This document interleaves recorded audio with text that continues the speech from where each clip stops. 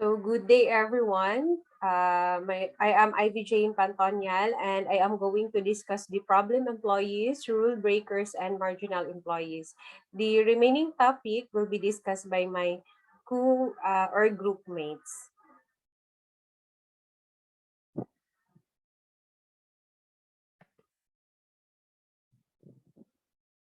So the learning objectives for my discussion is to identify the hot stove rules described by MacGregor to make discipline as fair and growth producing as possible. Describe the steps typically followed in progressive discipline, differentiate between constructive and deconstructive discipline, identify factors that must be present to foster a climate of self-discipline in employees, seek to eliminate rules that are outdated or no longer appropriate in the environments in which they function, and compare and contrast how the disciplinary process may vary between unionized and non-unionized organizations.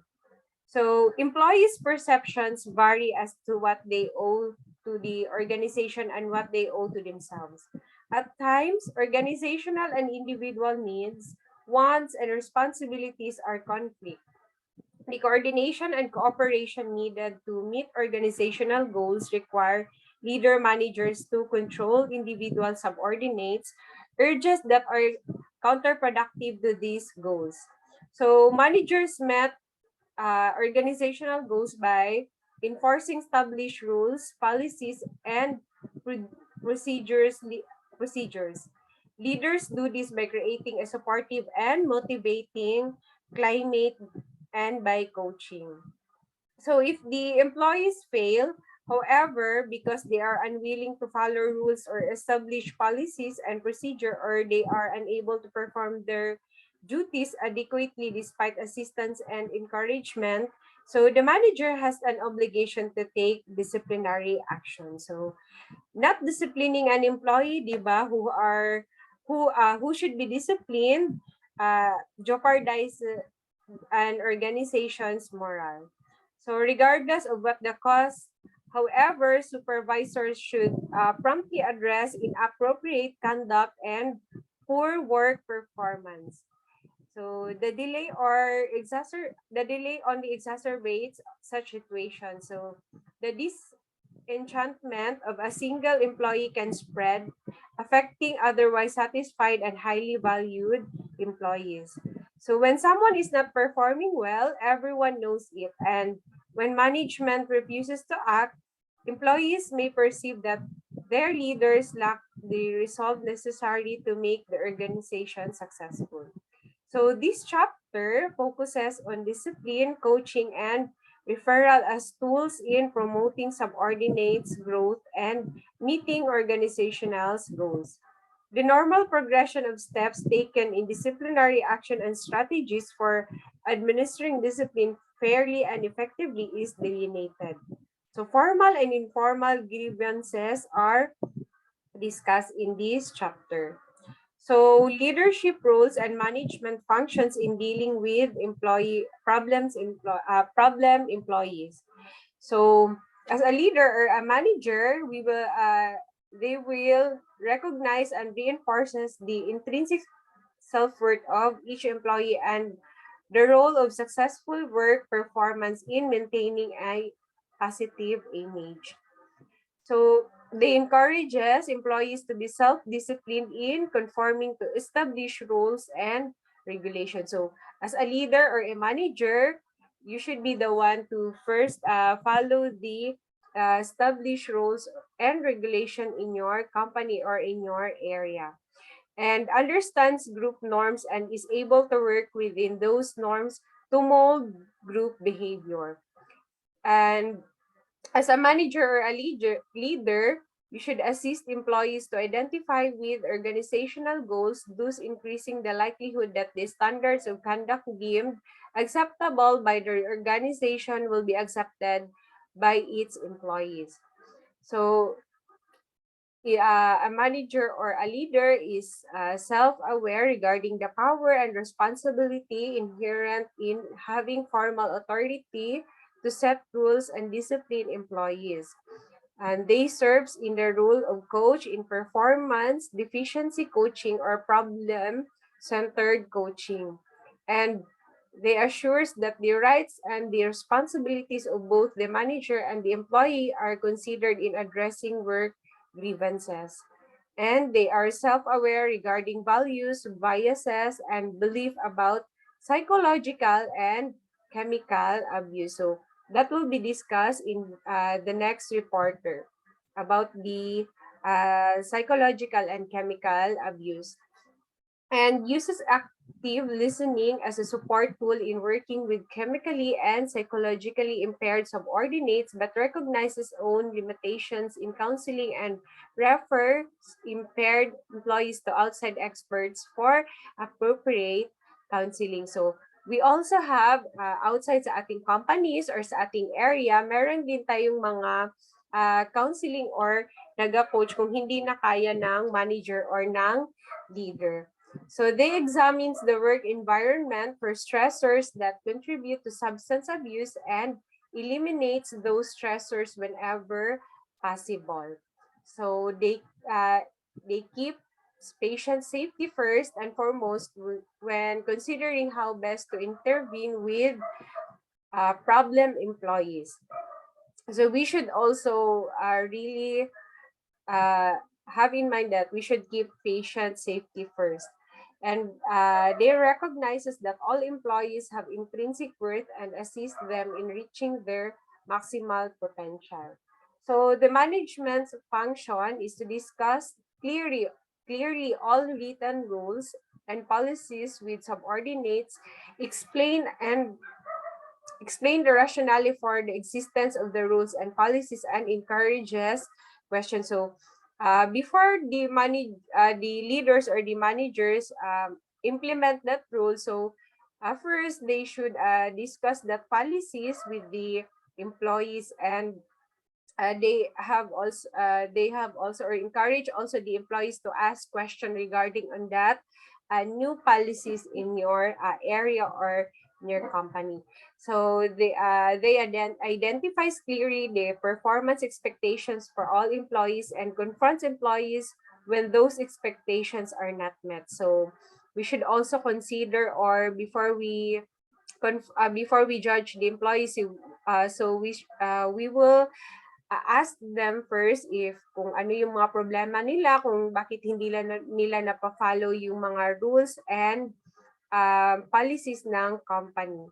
So uses formal authority as judiciously as possible so that subordinates have the opportunity to invoke self-discipline.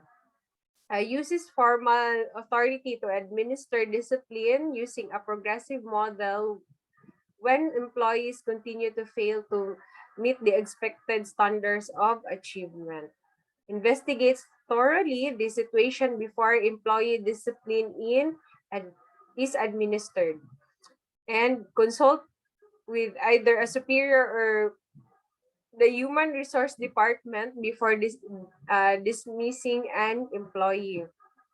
Maintains clear, objective, and comprehensive written records regarding the problem employees' behavior and attempts to counsel, and uses organizational transfers appropriately.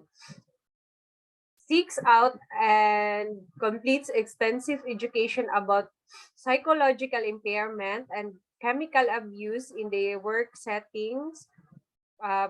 They should provide the same opportunities to staff.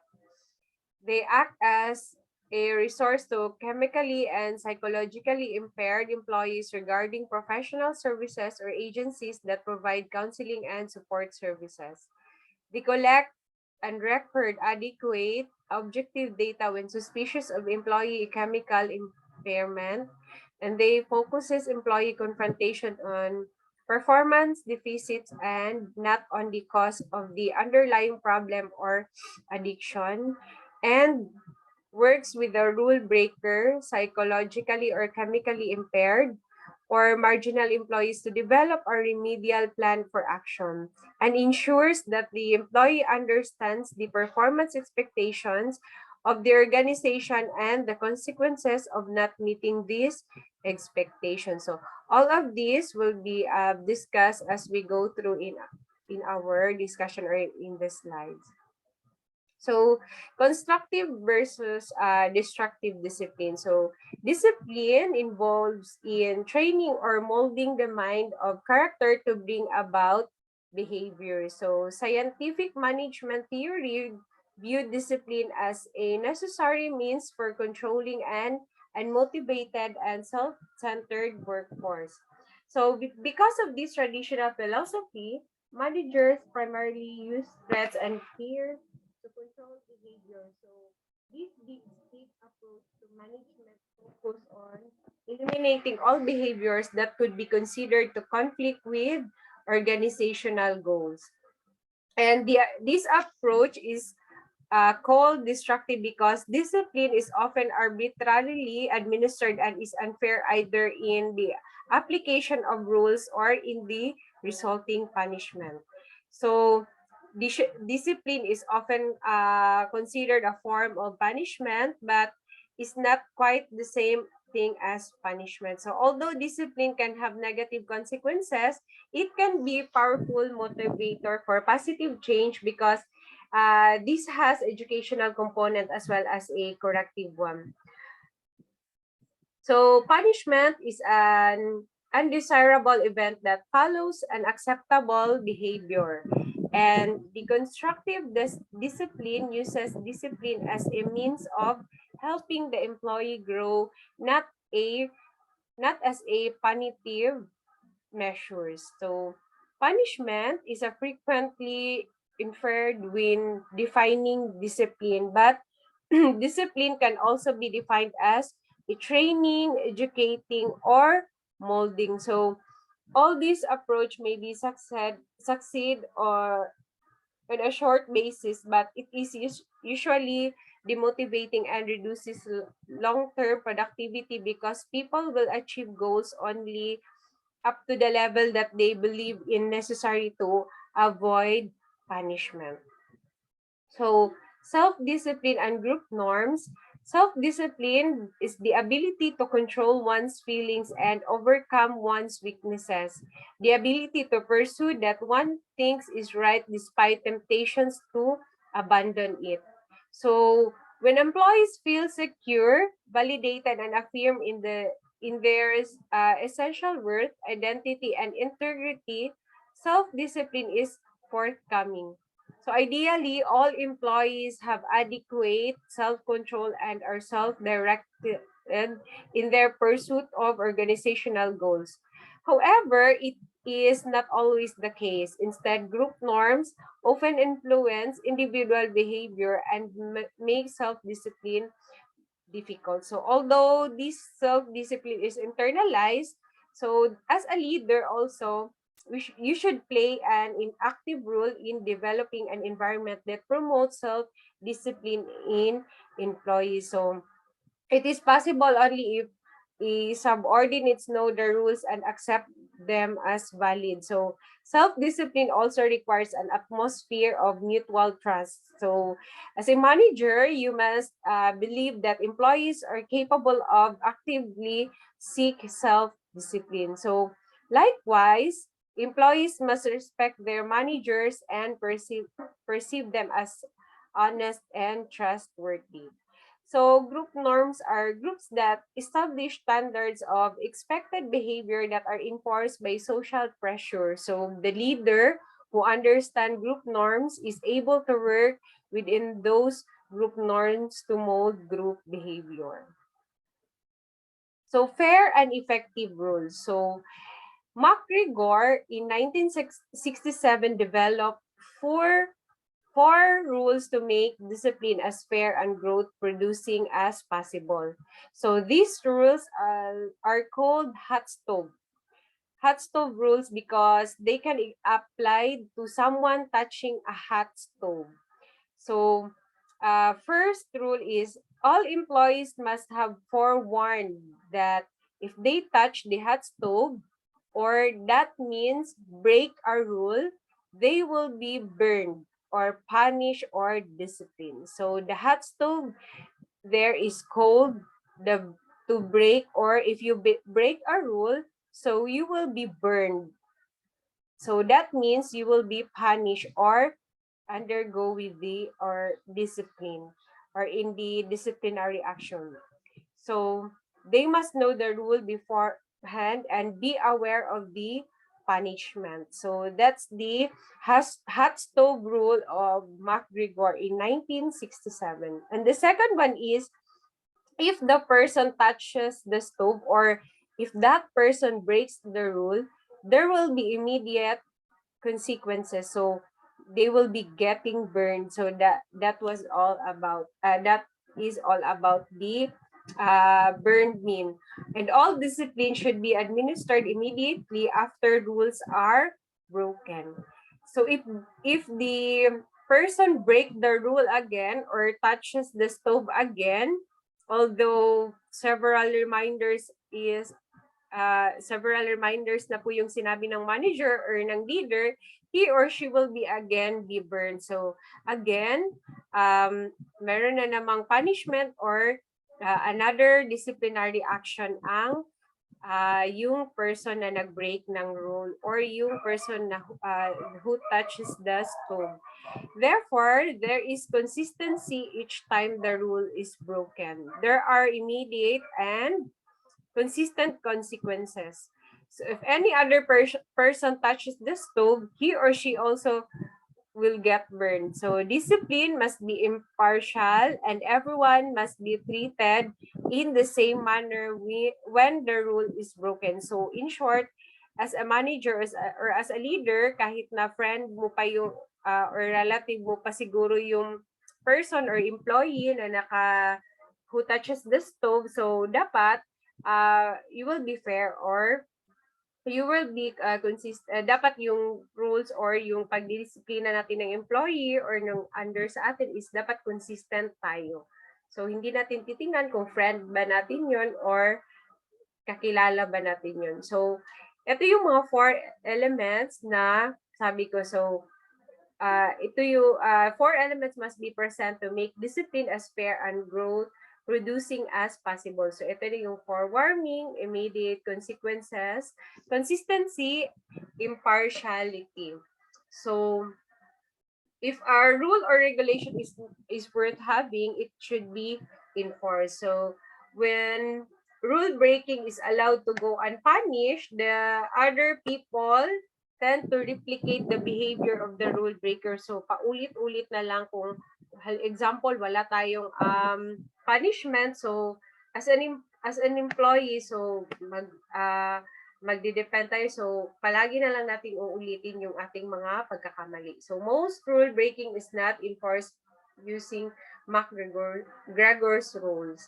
So for example, many people exceed the speed limit when driving. Generally, people are aware of that diba, speed limit regulation and signs are posted along the roadway as a reminders of the rules. So there is forewarning. There is no, however, immediacy, consistency, or impartiality. Many people exceed the speed limit for long periods before they are stopped and disciplined, or they may never be disciplined at all.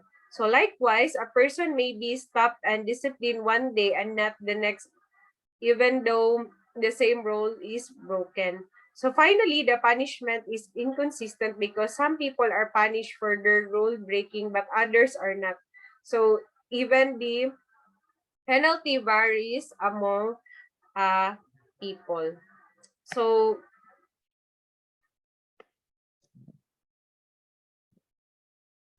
discipline as a progressive process. So action must be taken when employees continued undesirable conduct, either by breaking rules or by not performing their job duties adequately. So generally, the first step to the progressive disciplinary process is an informal reprimand or verbal admonishment. This reprimand includes an informal meeting between the employee and the manager to discuss the broken rule, or performance deficiency. So the second step is a formal reprimand or written admonishment. If the rule breaking recurs after verbal admonishment, the manager again meets with the employee and issues a written warning about the behavior that must be corrected. So this written warning is very specific, no? So about what rules or policies have been violated. So the potential consequences if behavior is not altered to meet organizational expectations and the plan of action that the employee is expected to take to achieve expected change. So both the employee and the manager should sign that warning to signify that the problem or incident was discussed. So the employee also have the must sign in the written warning and the written warning. So the employee must be allowed to respond in the writing to the reprimand either on the form or by attaching comments in the disciplinary report in this, and this allows the employee to air any differences in perception between the manager and the employee. So one copy of the written admonishment is given to the employee and another copy to uh, his or her personal file. So this is the sample written issued by the company or by the manager. So that's it. So the third step in progressive discipline is usually a suspension from work. So kung inulit-ulit na talaga ng employee yung mga pagkakamali niya despite of the warnings, so either with or without pay, so pwede siyang masuspend sa work. So the last step is progressive discipline is involuntary termination or dismissal. So in reality, many people terminate their employment voluntarily before reaching to this step. So it depends uh, on the management or depende to sa kung ano yung nagawa ng employee. So, but the manager cannot count on this happening. So, termination should always be the last resort when dealing with poor performance. So if the employee continues the undesired behavior despite the verbal and the written warnings, the manager should remove the employee from his or her job for a brief time. Generally, a few days to several weeks, such as suspension, gives the employee the opportunity to reflect on the behavior to the plan and how he or she might be modified the behavior in the future. So, guide to progressive discipline. So, ito yung guide. Example, yung offense niya is gross mistreat of a patient. So, first, infraction is dismissal. So, dismissal siya. And then, example is discourtesy to a patient. So, as a nurse, we should always be courteous to our patient, no? So dapat din mataas yung pasensya natin kahit yung patient is hindi na tama minsan. So dapat a nurse should dapat mataas yung pasensya. So discourtesy to a patient. So example, so first infraction, so verbal admonishment. So kung inulit niya pa rin yun for the second time, so naka-written na, and then kung for the third time, suspension and then dismissal na agad if paulit-ulit na lang na ginagawa ng ating employee. So, ito yung mga guide to progressive discipline. So the first and second and third infraction do not mean the first or the second time the employee is late, but the first and the third time that unexcused tardiness becomes excessive as determined by the manager. So, dito sa tardiness, so depende na ito sa manager. So, minsan verbal admonishment, then second, written admonishment. So, depende din ito sa company or sa nurse manager or ng dealer. So, disciplinary strategies for the manager. So, it is vital that managers recognize their power in evaluating and correcting employees' behavior. So, because a person's job is very important to him or her, often as a part of self-esteem and as a means of livelihood, disciplining or taking away a person's job is very serious action and should not be undertaken lightly. So, yun nga, before i-discipline yung employee. So, yung manager, marami din siyang i-take or marami din siyang investigation na gagawin. So, in preparing to discipline employees, the manager's first step should be to obtain the employee's personal file, materials, and review the file document for a better understanding of past performance and workplace behavior. So, yun, i-review na ng manager yung file, kung ano yung mga baka in previous work mo or area of assignment, meron ka ng nagawang pagkakamali and then inulit mo na lang din sa in the present or sa area na yun. So, determine whether the employee has demonstrated similar behavior in the past, who addressed or the previous issues and how they were resolved. So, ito yung according to Mayhew 2016. So another strategy that the manager should use is to always consult with either a supervisor or the human resource department before dismissing an employee. So most of organizations have very clear policies about which actions constitute grounds or for dismissal and how that dismissal should be handled. And disciplinary problems, if unrecognized or ignored, so of course, generally do not go away. They only get worse. So, when a manager must thoroughly investigate also, we should the situation that has prompted the employee discipline, a supervisor must investigate all allegation of misconduct, even if the misconduct is anonymously reported or initially appears to have no basis. So kung as a supervisor, kung meron kang marinig na hindi maganda sa yung area, so of course, tutuman yun or hindi, you should magkanda ka ng investigation. So the managers also must be careful not to discuss with another employee kung ano yung mga reasons for discharging, kasi nga it makes negative comments about the past employees, so which may discourage other employees or reduce their trust to the manager. So another strategy that manager can use to create a disciplined work environment is the performance deficiency coaching. So this type of coaching may be ongoing or problem-centered.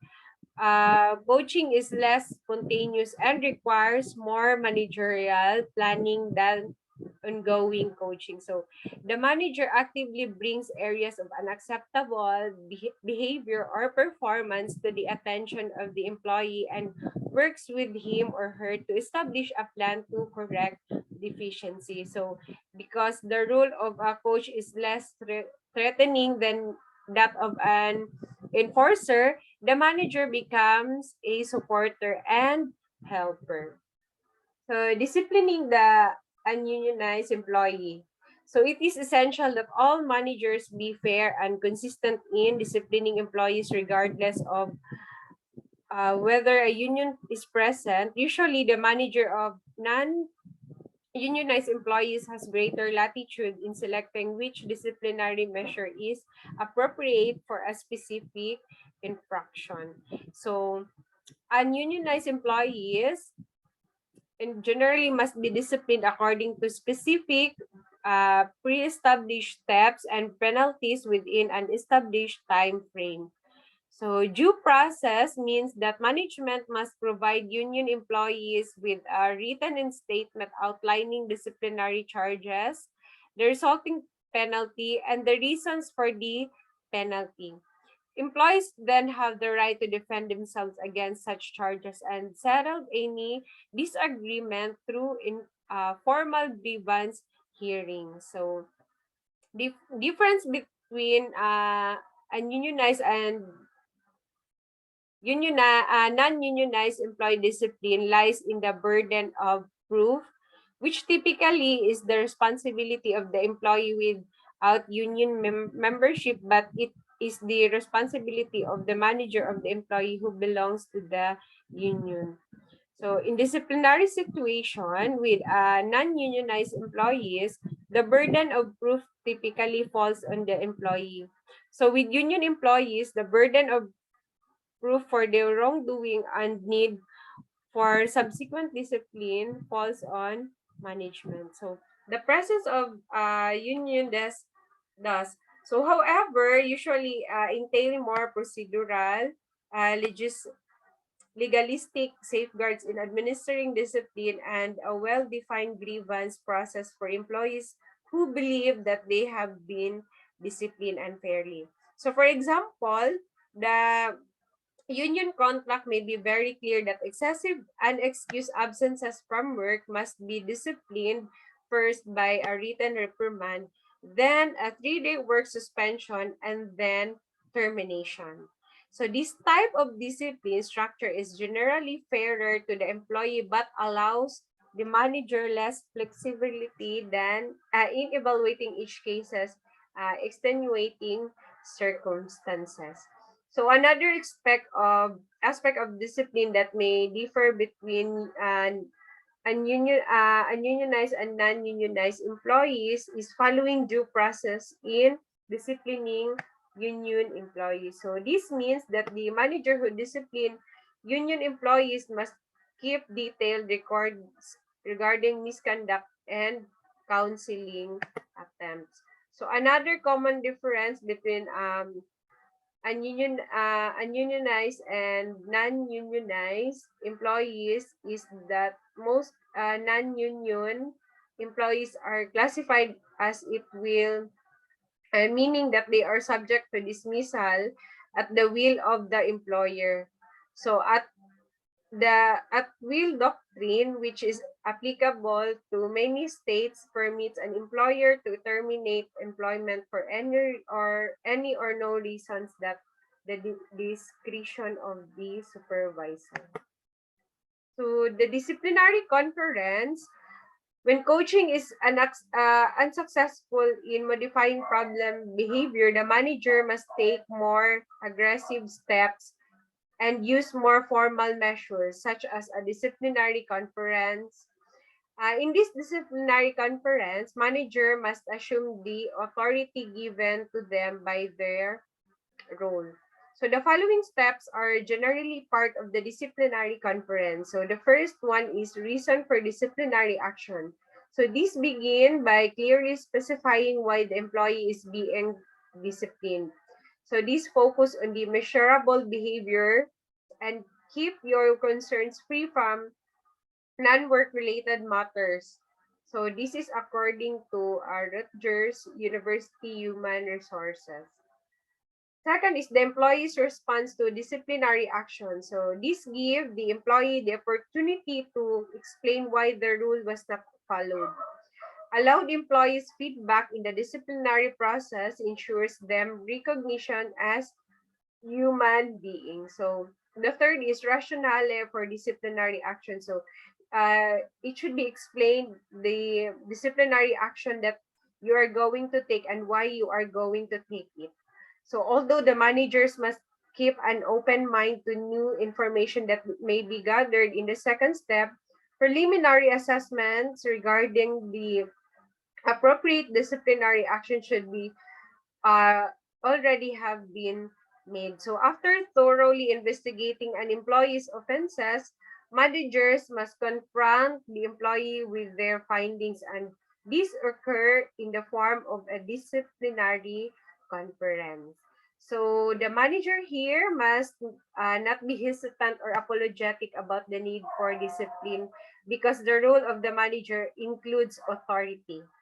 So despite the assignment of authority, novice managers, however, often feel uncomfortable with the disciplinary process and may provide unclear or mixed messages to the employee regarding the nature or seriousness of a disciplinary problem.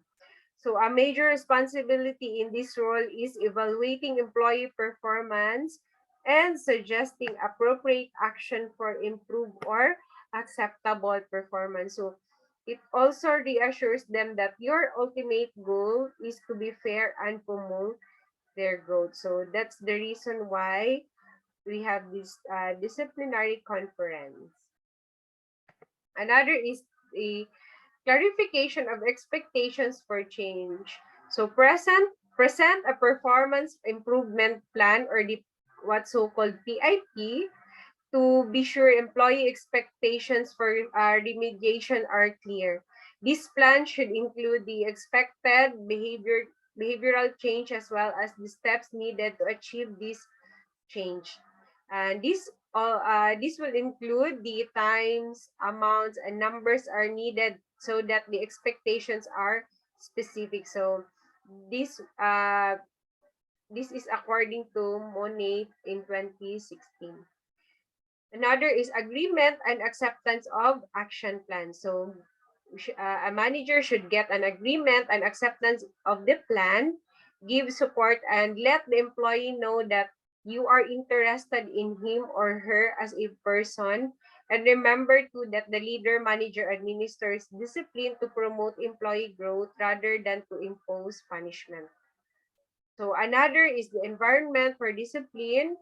Besides understanding what should be covered in the disciplinary conference, the leader must be sensitive to the environment in which discipline is given. So although employee must receive a feedback about his or her rule breaking or inappropriate behavior as soon as possible. So after it is secured, the manager should implement discipline privately. So never in front of the peers or the patients.